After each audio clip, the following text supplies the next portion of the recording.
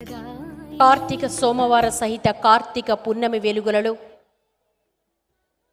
కార్తీక మాస వైశిష్ట్యం, దీప వైభోగం, కోటి దీపోత్సవ వైభోగం గురించి చక్కటి ప్రవచనామృతాన్ని అందించేందుకు సిద్ధంగా ఉన్నారు ప్రముఖ ఆధ్యాత్మిక వర్యులు ఆదిశంకరాచార్య పాద సేవకులు శ్రీ బంగారయ్య శర్మ గారు. వారి ప్రవచనాన్ని ప్రారంభించవలసిందిగా కోరుతున్నాము. శృతిస్మృతిపురాణానామాలయం కరుణాలయం నమామి భగవత్పాద శంకరం లోకశంకరం. అజ్ఞానాం జాహ్నవీతీర్థం విద్యాతీర్థం వివేకినాం సర్వేషాం సుఖదం తీర్థం భారతీతీర్థమాశ్రయే. విద్యా వినయ సంపన్నం వీతరాగం వివేకినం వందే వేదాంత తత్వజ్ఞం విధుశేఖర భారతీం. అంబోధర శ్యామల కుంతలాయై అతి ప్రవాసామ్రజటాధరాయ గిరీశ్వరాయై నిఖిలేశ్వరాయ నమః శివాయై చ నమః శివాయ. అందరూ పెద్దగా చేతులెత్తి చెప్పండి అమ్మా, గోవిందా గోవిందా. కొంతమంది ఎవరైనా మొహమాట పడితే ఏం పర్వాలేదు, ఇప్పుడు గోవిందా అనకపోయినా ఏదో ఒక రోజు గోవిందా అంటాం ఖాయం. ఎవడు గోవిందా అనే లోపు గోవిందా అంటాడో వాడే అదృష్టవంతుడు. గోవిందా గోవిందా. ఇవాళ చాలా మహత్తరమైనటువంటి రోజమ్మ. ఎంత మహత్తరమైన రోజయ్యా అంటే ఎప్పుడో కొన్ని సంవత్సరాల పాటు ఎదురు చూస్తే తప్ప ఇలాంటి రోజు రాదు. కార్తీక మాసం అనగానే ఆ పరమేశ్వరుడికి, విష్ణుమూర్తికి, దామోదరుడికి ఎంతో ఆనందం కలుగుతుంది. అందులో సోమవారము అనగానే ఇంకా ప్రీతికరమైనటువంటి దివసంగా భావిస్తారు.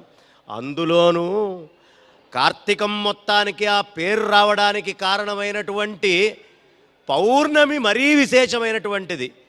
ఏ పౌర్ణమి నాడు కృత్తికా నక్షత్రం ఉంటుందో దాన్ని కార్తీకం అంటారు.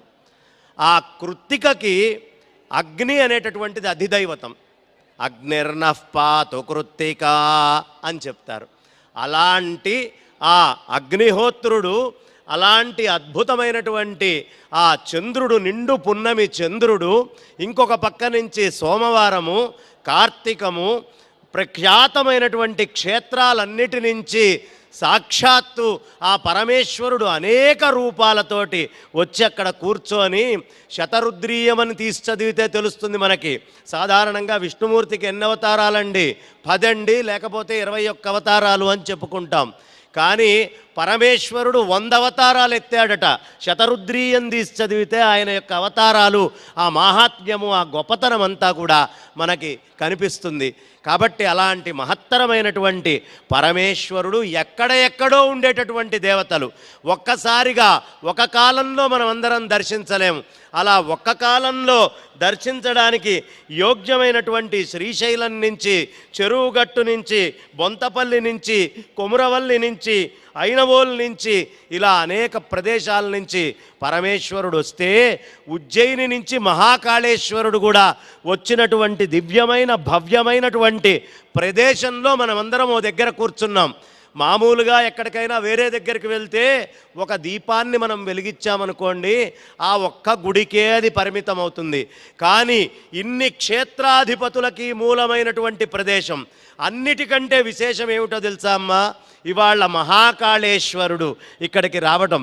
మహాకాళేశ్వరుడు అంటే ప్రపంచం మొత్తం కాలం ఎట్లా గొలుచుకోవాలి, ఎక్కడి నుంచి గొలుచుకోవాలి అని ఏమీ తెలియన్నాడే ప్రపంచానికి కాలాన్ని లెక్క వేసుకోవాలంటే ఉజ్జయిని మహాకాళేశ్వరుడి నుంచే అనే విషయాన్ని తెలియపరిచారు. ఈ మధ్య కాలంలో గ్రీన్విచ్కి మార్చారు, కానీ మొత్తం ప్రపంచమంతా కాలాన్ని చాలా కాలం దాకా బ్రిటిష్ వాళ్ళు కూడా మన ఉజ్జయిని నుంచే లెక్క వేసుకొని ప్రపంచమంతా కాలాన్ని కొలుచుకుండేవారు. ఆ కాలానికి అతీతమైన మహాకాళేశ్వరుడు వచ్చి ఇక్కడ ఇవాళ ఆ చితాభస్మ హారతి తీసుకోబోతున్నారు. చితాభస్మో లేపో, ఆయన చితాభస్మని రాసుకుంటారంటే అప్పుడే కాలినటువంటి శవము దగ్గర ఉండే భస్మాన్ని తీసుకొచ్చి ఆయనకు అభిషేకం చేస్తారు. ఏమిటో తెలుసా దాని సంకేతము? అరే పిచ్చివాడా, ఈ కాలమంతా కూడా గతించిన, అన్నీ మరణించిన, అవన్నీ కూడా నా శరీరాన్ని ఆశ్రయించుంటాయి. నేనే సంహారకారకుణ్ణి, మీ అందరినీ కూడా సృష్టి స్థితి లయల్లో కూడా కాపాడేవాడిని నేనే అని చెప్పే మహాకాళేశ్వరుడు ఇవాళ ఇక్కడికి రాబోతూ ఉన్నాడు. 2 జ్యోతిర్లింగాలు, శ్రీశైలము, మహాకాళేశ్వరము ఒక్కసారి దర్శించుకునే భాగ్యము ఎక్కడ దొరుకుతుందయ్యా అంటే, నరేంద్ర చౌదరి గారు, రమాదేవి గారు దంపతులు, వారి కుటుంబ సభ్యులు ఎన్టీవీ, భక్తి టీవీ, వనితా టీవీ ఆధ్వర్యంలో ఏర్పాటు చేసిన ఎన్టీఆర్ స్టేడియంలో తప్ప ఇంకా ఎక్కడైనా ఇలాంటి దృశ్యం కల్పించడం దుర్లభం. గట్టిగా ఒకసారి మన కణతాళ ధ్వనులతో ఆ కుటుంబానికి ఆనందాన్ని తెలియపరుచుకుందాం. చాలా విశేషం, చాలా గట్టిగా. కారణం ఏమిటయ్యా? ఇలాంటి భాగ్యము ఒక్కసారి పులకరిస్తోంది. శరీరం మీద రోమాలన్నీ నిక్కబొడుచుకొని ఆ పరమేశ్వరుడి యొక్క కళ్యాణాలు, ఆ పరమేశ్వరుడి భస్మహారతి ఎప్పుడా ఎప్పుడా ఎప్పుడా అని ఎదురు చూస్తూ ఉన్నాం. కాసేపట్లో మనమందరము ఇక్కడ దీపాన్ని వెలిగించుకోబోతున్నాం.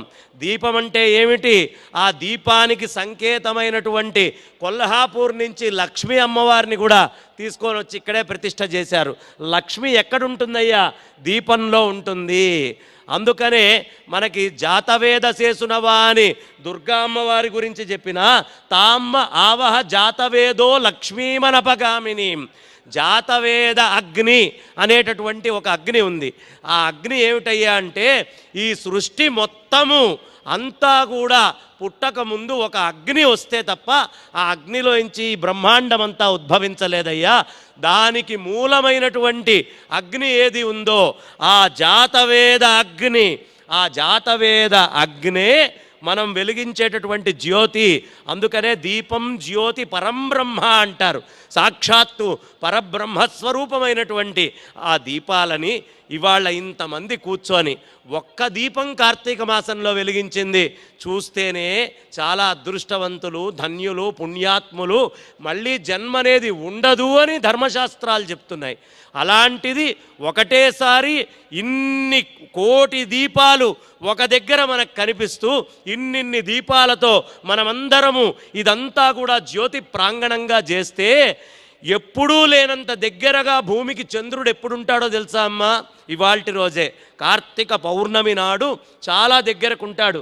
ఆ చంద్రుడు బాగా దగ్గరకు వచ్చి వీళ్ళందరూ జ్యోతులు వెలిగిస్తున్నారే, నా సోదరి అయినటువంటి లక్ష్మీ అమ్మవారు మూల ప్రకృతి స్వరూపాన్ని నేను ఇక్కడ చూడాలి అని తొంగి చూస్తున్నాడా అని అత్యంత భూమికి దగ్గరగా వచ్చినటువంటి రూపాన్ని మనం ఇవాళ చూడబోతూ ఉన్నాం. చాలా విశేషమైనటువంటి రోజు. సూర్యుడికి అనుమానం వస్తుంది, వెలుగు నాకు వెనకాల సూర్యుడి నుంచి వస్తోందా? ఎన్టీఆర్ స్టేడియంలో ఇక్కడ వెలిగించేటటువంటి ఈ జ్యోతులు ఇంత కాంతి ఏమిటబ్బా అన్నట్టుగా ఇదంతా కాంతిమయం కాబోతుంది ఈ కార్తీక పౌర్ణమి నాడు. ఏమిటండి కార్తీక పౌర్ణమి మహాత్మ్యము అంటే? ఏదైనా గుర్తుంచుకోండమ్మా, ఈ ప్రపంచమంతా జీవుడు అంటే నేను నేను అని మనం అనుకుంటున్నాం కదా. ఈ నేను, ఈశ్వరుడు అంటే సూర్యనారాయణ మూర్తి, జగత్తు అంటే భూమి. ఈ జీవుడు ఎక్కడి నుంచి వస్తున్నాడు అంటే చంద్రుడి నుంచి జీవుడు వస్తాడమ్మా. చంద్రుడి నుంచి జీవుడు వస్తాడు. మనమందరం ఎక్కడి నుంచి పుట్టాం? తల్లి కడుపులో నుంచి బయటికి వచ్చాం.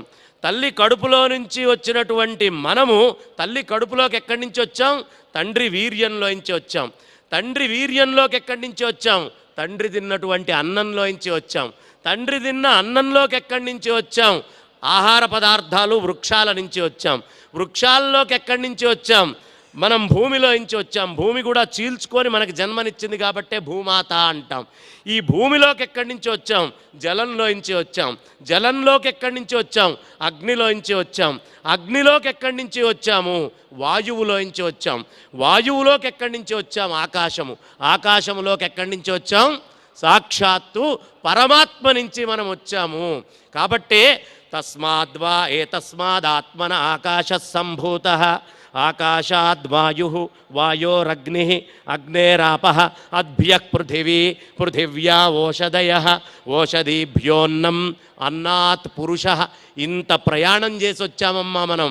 ఇంత ప్రయాణం చేసి మనమందరము ఆకాశం నుంచి శబ్దము, వాయువు నుంచి స్పర్శ, అగ్ని నుంచి రూపము, జలము నుంచి రుచి, పృథివి నుంచి వాసన ఇవన్నీ తీసుకొని ఓషధుల్లోకి వస్తే జీవుడు ఈ అన్ని ఇంద్రియాల్లోకి చంద్రుల్లో నుంచి ప్రయాణం చేసి వస్తున్నాడు. ఆ చంద్ర విద్య అని అమ్మవారి విద్య అని అంటాం.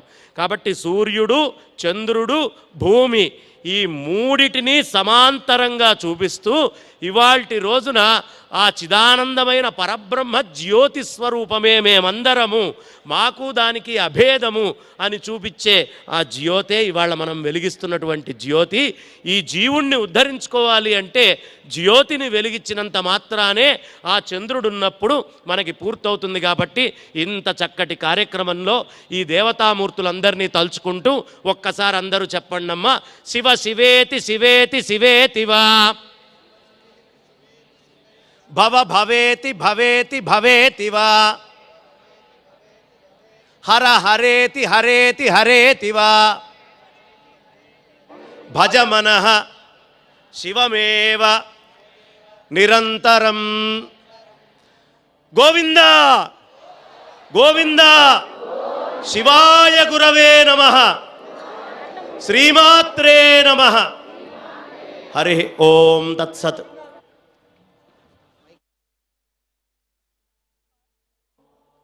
కార్తీక మాస వైశిష్ట్యం, దీప వైభవం గురించి చక్కటి ప్రవచనామృతాన్ని అందించారు ప్రముఖ ఆధ్యాత్మిక వర్యులు బంగారయ్య శర్మ గారు. వారికి కోటి దీపోత్సవ వేదిక ద్వారా ధన్యవాదాలు తెలియజేస్తున్నాం.